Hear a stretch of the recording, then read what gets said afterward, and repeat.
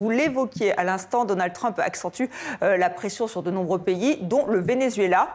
Nicolás Maduro est-il acculé? Le président du Venezuela se dit prêt à négocier avec Washington, mais il n'a pas confirmé qu'il y avait eu une attaque américaine sur son sol.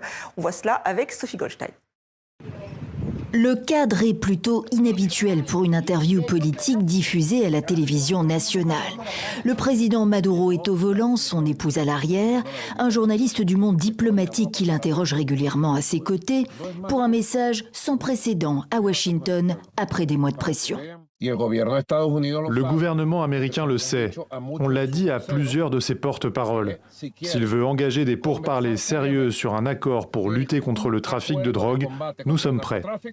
S'ils veulent du pétrole, le Venezuela est prêt aux investissements américains, comme avec Chevron, quand ils veulent, où ils veulent et comme ils veulent.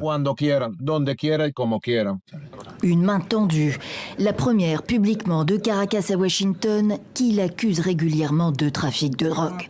Et ce, après une déclaration passée quasi inaperçue de Donald Trump, qui recevait lundi le Premier ministre israélien dans sa résidence de Floride.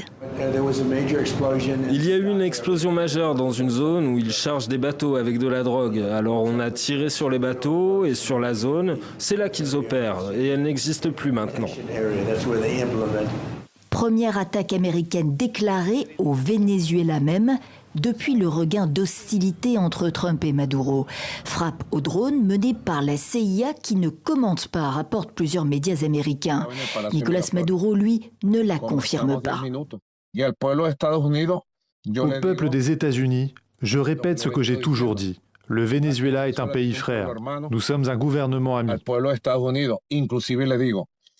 Négocier avec Washington, qui a bombardé plus d'une trentaine de navires vénézuéliens en mer ces derniers jours encore, au prétexte de la lutte contre le narcotrafic et qui semble être prêt à tout. C'est donc la voie nouvelle ouverte par Caracas qui accuse depuis des mois Washington de vouloir renverser le régime pour s'emparer des réserves de pétrole. L'intimidation des États-Unis est du reste bien visible. Avions de combat et drones ont continué d'affluer sur ces bases dans les Caraïbes.